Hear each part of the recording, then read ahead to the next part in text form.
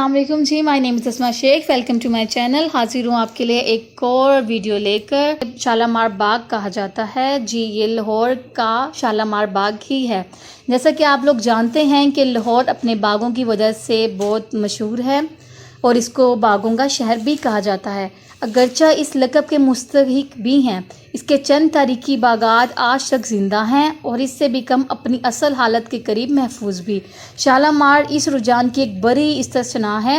3 وسیع چھتوں پر تقریباً 40 ایکڑ رقبے پر مشتمل ہے۔ اس کی شان و شوکت نے زمین کے تزئین کی فن تعمیر کی مغل ذہانت کو زندہ کر دیا ہے۔ جیسا کہ لاہور میں کوئی اور یادگار نہیں، شالامار سے پہلے مغل بادشاہ باغ کی تعمیر کے لیے کوئی اجنبی نہیں تھے۔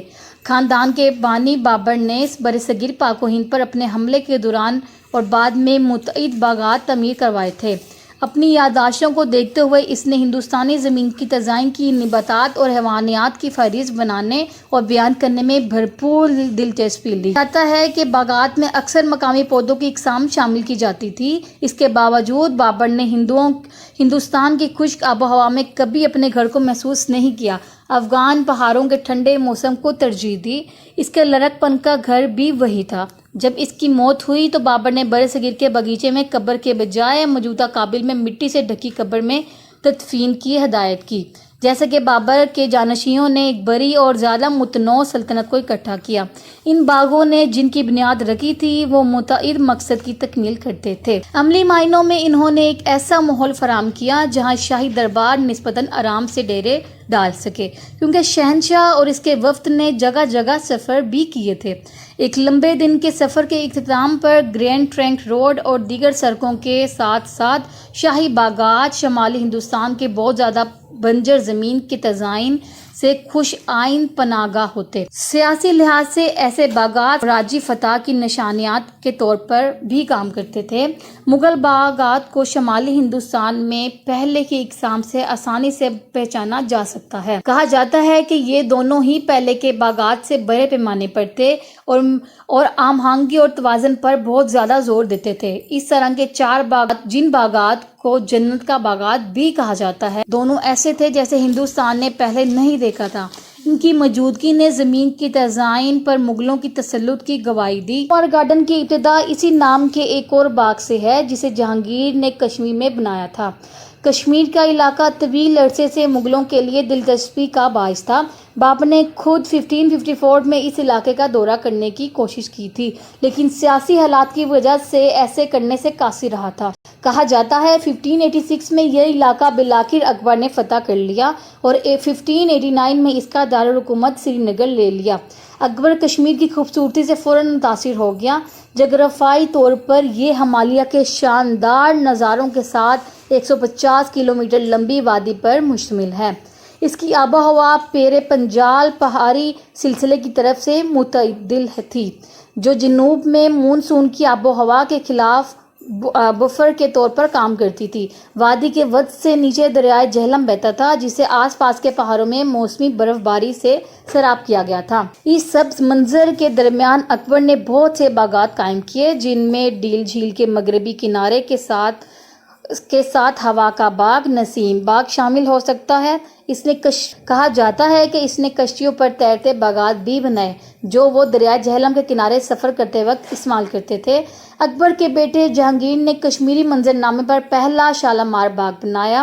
اس نے 1602 میں اس جنگ کا انتخاب کیا اور اپنے بیٹے مستقبل کے شاہ جہاں کو باغ کو سیراب کرنے کے لیے استعمال ہونے والی ندی کو بند کرنے کے منصوبے میں شامل کیا۔ کوئی تصور کر سکتا ہے کہ اس تجربے نے مستقبل کے شاہ پر کتنا گہرا اثر چھوڑا، کیونکہ اس نے اپنی زندگی بھر ایسے باغات بنائے اور جو عام طور پر کشمیر کے شالامار سے ملتے جلتے تھے۔ یہاں شاہ جہاں نے ایک باغ کی تعمیر کا مشاہدہ کیا جو مغلوں کے پہلے بنائے گئے کسی بھی باغ کا مقابلہ کرتا تھا۔ اس باغ نے ہمالیہ کے پہاڑوں کے شاندار پس منظر کا فائدہ اٹھایا، جو سال بھر پانی فراہم کرتا ہے، اور برف سے ڈھکی ہوئی چوٹیوں کے نظارے جو گرم مہینوں تک برقرار رہتے ہیں۔ کہا جاتا ہے کہ باغ کو آہستہ سے وان والے زمین کی تزئین پر 3 وسیع چھتوں پر بچھایا گیا تھا اور بلندی میں تبدیلی نے ہائیڈرولک اثرات پیدا کرنے کے لیے پانی کے کافی دباؤ کے ساتھ فوارے بنائے۔ कई शानदार संगमरमर के पौलीन ने बाग को जरा हुआ था और ज़मीन के डिज़ाइन पर गौर करने या दरबार के कारोबार में मशगूल होने के लिए जगहें फराहम की थीं। कश्मीर शायद इब्तदाई तौर पर एक जन्नत रहा है, लेकिन ये मुग़ल सल्तनत के लिए मुस्तक़बिल का दारुल-हुकूमत के तौर पर मौजू नहीं था। फतेहपुर सीकरी ने ये किरदार अदा किया था, लेकिन 1590 की दहाई में इसकी जगह मौजूदा पाकिस्तान में लाहौर ने ले। लाहौर की आबोहवा कश्मीर जैसी नहीं है, अगरचे इसे एक नदी रावी से सराख किया जाता है। आबोहवा कश्मीर से ज़्यादा गर्म है और ज़मीन के अकबर और जहांगीर ने यहाँ बड़े पैमाने पर बागात बनाने की पूरी कोशिश की थी, मिसाल के तौर पर शादरा बाग, लेकिन कोई भी इस हाइड्रोलिक असरात पानी के दबाव की अदम मौजूदगी की वजह से महदूद थे, जो सिर्फ मशीनी ताकत की अदम मौजूदगी में हासिल किए जा सकते थे। बुलंदी में तब्दीली बाग का क़याम 1620 या 1630 की दहाइयों में किसी वक्त लाहौर में एक बड़े सैलाब आया और दरियाए रावी के किनारे पर एक निचली सतह को बेनकाब किया। के सैलाबी मैदान से सिर्फ चंद मीटर बुलंद था, लेकिन इसने लाहौर के इलाके में कश्मीरी किस्म में बाग बनाने का बेहतरीन मौका पेश किया। ये जगह निस्बतन दूर दराज थी, लाहौर किले के मशरिक में तकरीबन एक दिन की सवारी थी, लेकिन इसके मुस्तकबिल के शालामार बाग की जगह के तौर पर उल्लाह खान ने मुंतखब किया था, जो एक खान ने मुनासिब तलाश करने का हुक्म दिया था। एक बाग के लिए साइट इस मकाम पर 1641 में इसके मकाम की दास्तां कंधार के साबिक गवर्नर अली मर्दान खान की ज़िंदगी से उलझ जाती है, जिसने दौलत और महफूज तर्ज अमल के बदले शहर को मुगलों के हवाले कर दिया था। अली मर्दान खान ने कनात की तामीर में महारत का दावा किया और शाहजहां ने इस राजपुर से हिमालय के दामन में लाहौर तक एक नहर तमीर करने का काम सौंप दिया। शालामार बाग की बुलाई चबूतरे तक पहुंचेगा और इसका बाकी माइंदा पानी सैकड़ों फुआरों को मुतहरिक करने के लिए काफ़ी बहाव फराहम करेगा। अली मर्दान खान को नहर की तामीर के लिए 1 लाख रुपए दिए गए थे। अली मर्दान खान ने 50,000 रुपए की रकम में मजीद फंड्स की दरख्वास्त की, जो शाहजहां ने फराहम की। नहर को रीग्रेड और बेहतर किया गया, लेकिन काम नहीं हुआ। अगरचे अली मर्दान जहां के साथ अच्छे ताल्लुकात में रहे, लेकिन शहनशाह ने इस मंसूबे पर अपना कंट्रोल वापस ले लिया। मुल्ला अलामुल मुल्क को ले लिया। सिर्फ 50,000 अजाफी फंड का इस्तेमाल करते हुए और अली मर्दान खान की नहर के सिर्फ पहले 16 किलोमीटर के फासले पर मुल्क ने नहर को कामयाबी से दोबारा तमीर किया, ताकि हिमालय से पानी पंजाब के मैदानी इलाकों में तवील सफ़र के बाद शालामार पहुँचे।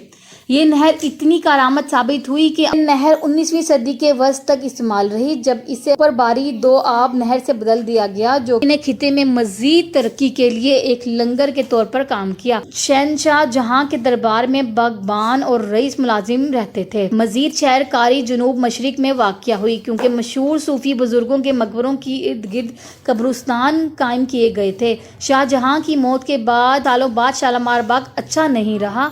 शाहजहां के जानशीं औरंगज़ेब के दौर हुकूमत में मजमूई तौर पर तामीराती सरपरस्ती में काम आई, जिसने शहर लाहौर को शानदार बादशाह मस्जिद के अलावा कुछ नहीं दिया, जो आज तक मौजूद है। औरंगज़ेब के बाद लाहौर की किस्मत अजीम मुग़ल सल्तनत के साथ मिलकर ज़वाल पजीर हुई। कहा जाता है कि 1800 की दहाई के अवाइल तक बागात को इनकी संगे मरमर की सजावट का ज़्यादातर हिस्सा लूट लिया गया था। जी, उम्मीद करती हूँ कि आपको ये मेरी वीडियो पसंद आई होगी। अगर वीडियो पसंद आए तो चैनल को सब्सक्राइब और वीडियो को लाइक कर दीजिएगा। तब तक के लिए अल्लाह हाफिज़।